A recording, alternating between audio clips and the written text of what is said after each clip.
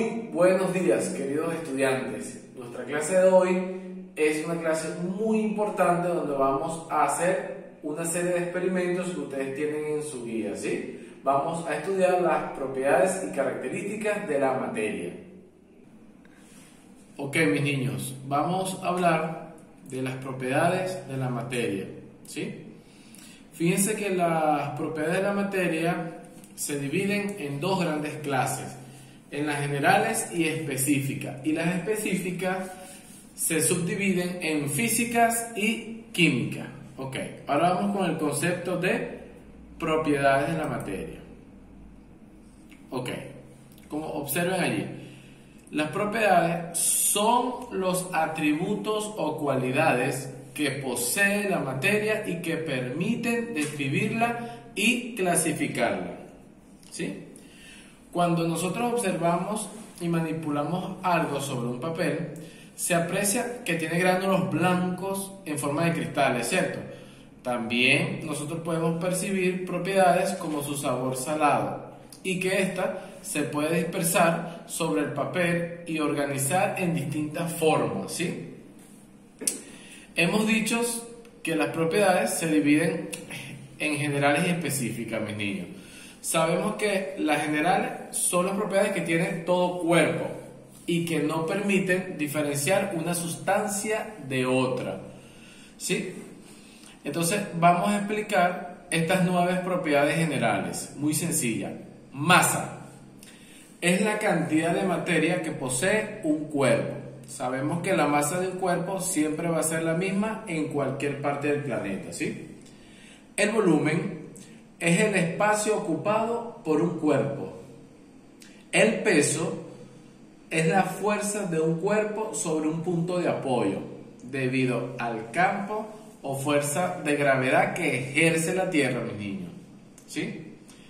Vamos a diferenciar a continuación la masa y el peso. Fíjense bien, fíjense esa imagen que está ahí. Es una persona que está fuera o dentro de una piscina. Tiene la misma masa, o sea, igual cantidad de materia, pero su peso va a ser distinto. Cuando está dentro de la piscina, pesa menos. ¿Por qué creen ustedes? Porque la fuerza de gravedad de la Tierra es disminuida por el agua de la piscina, ¿sí? Esa es la gran diferencia. La divisibilidad es la posibilidad que tiene todo cuerpo de ser separado en partes más pequeñas. La porosidad son los espacios o poros que se encuentran en las partículas de un cuerpo. Y la inercia, mis niños, es la tendencia que tiene todo cuerpo para continuar en reposo o en movimiento, mis niños, ¿sí? Por ejemplo, otra vez de la piscina. Tenemos ahí un cuerpo que está tranquilo y se le aplica una fuerza, como ven la imagen, para moverlo. Entonces, ¿qué pasa? Él tiende a tener reposo, pero nosotros ejercemos una fuerza diferente. Cuando una persona monta en bicicleta y frena, ¿qué ocurre? El cuerpo de esa persona se va hacia delante. Eso se debe a la inercia. Él tiende a seguir en movimiento debido a esa característica. La impenetrabilidad quiere decir que es el espacio niño que ocupa un cuerpo y este solo puede ser ocupado por él. ¿Para qué? Para que este espacio sea ocupado por otro cuerpo, debe desplazar al primero, ¿sí? La movilidad es la capacidad de los cuerpos para cambiar de posición por la interacción de fuerzas con otros cuerpos. Y la elasticidad, muy sencillo, es la propiedad que tiene un cuerpo para cambiar de forma temporal cuando se le aplica una fuerza que no lo deforme, pero eso sí, no lo deforme en su totalidad y que él pueda volver a recobrar su forma inicial. O sea, mi niño, que gracias a la propiedad de la elasticidad, el ser humano, como podemos observar en la imagen, puede hacer ejercicio, flexionar, extender las partes de su cuerpo, porque su materia es elástica. O en el caso de este globo, que ustedes observan allí, también las moléculas de su materia tienen propiedad de elasticidad, ¿sí? ¿Por qué creen ustedes? Porque estas pueden ampliar su forma y volver nuevamente a su estado inicial, ¿sí? Las propiedades específicas, fíjense bien, son aquellas que se caracterizan por todas aquellas sustancias que se permiten ser identificadas o diferenciadas por otras sustancias. Las propiedades específicas, mis niños, se dividen en físicas y químicas, ¿sí? Las propiedades físicas son las que no alteran la composición de la materia. Esto hay que tomarlo o dejarlo en claro. Estas propiedades son estado físico. A ver, la materia puede estar en la naturaleza en el estado sólido, líquido y gaseoso y plasma, ¿ok? La densidad sabemos que es la cantidad de masa contenida en un determinado volumen.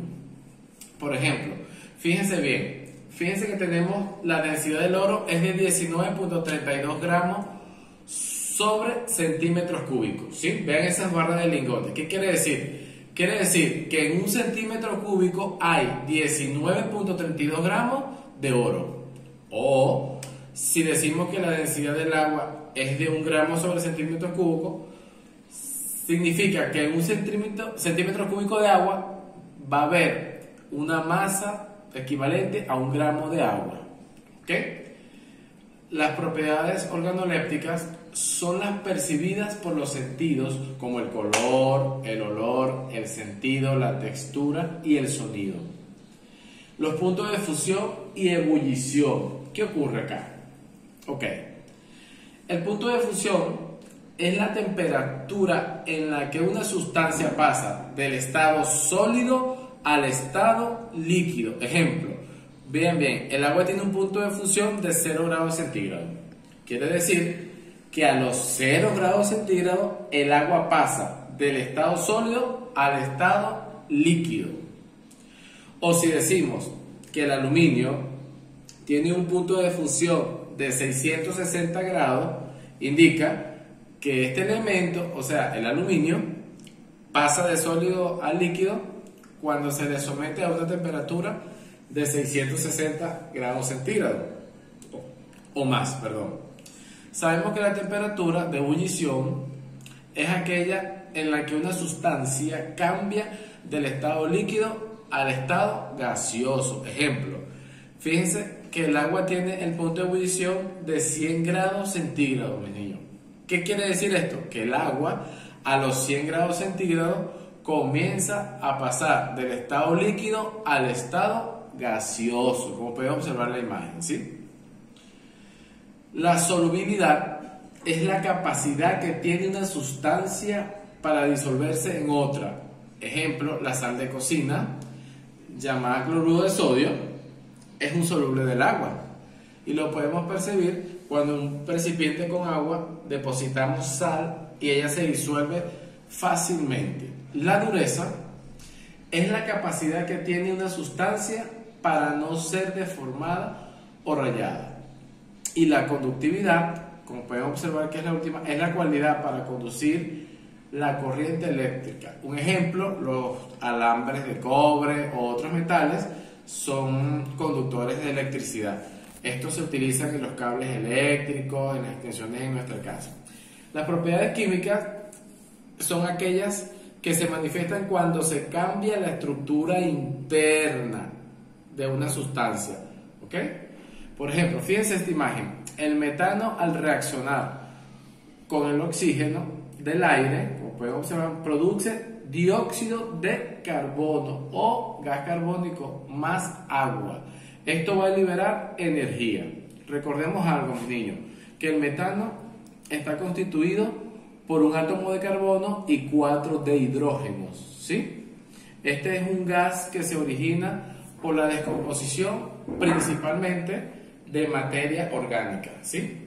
Como por ejemplo los metanos, o también de la materia fecal de humanos y de animales de humanos como la vaca, cerdo y otros animales.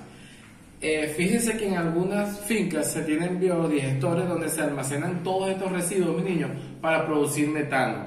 ¿Y con qué finalidad? Para ser utilizado como fuente de energía.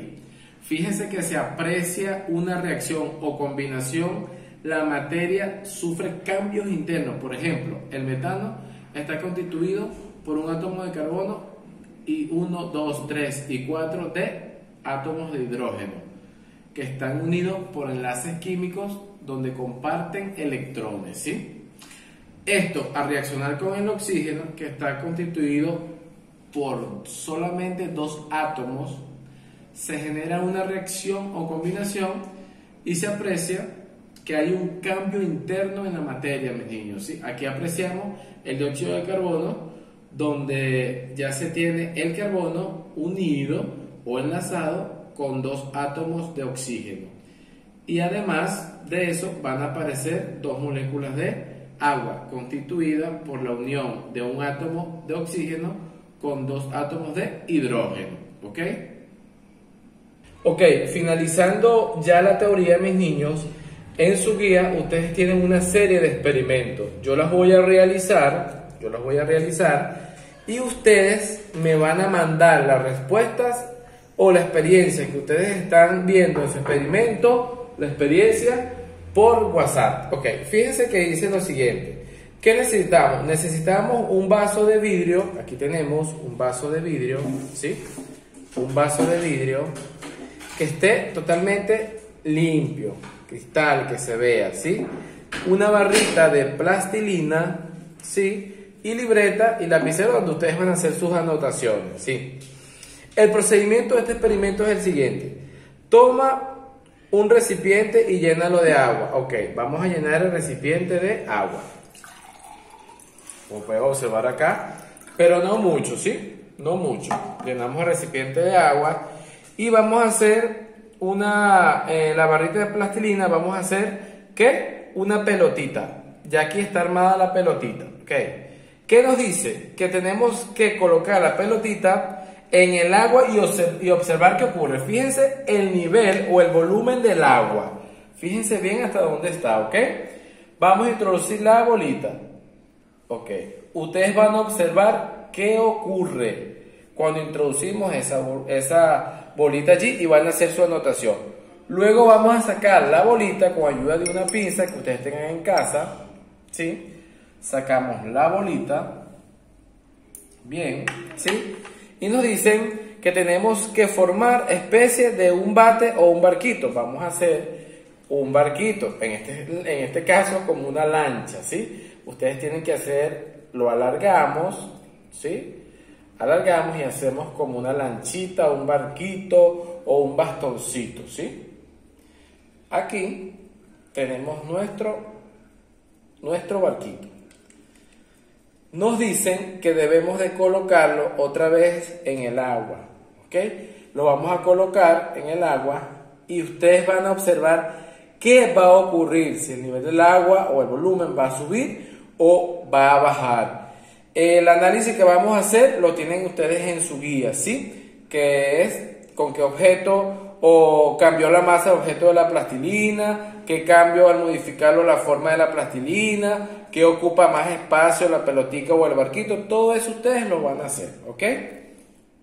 Ok, mis niños, ya finalizamos hoy con este experimento. Quedan pendientes 2 experimentos más que vamos a realizar en el próximo encuentro. Feliz día, mis niños.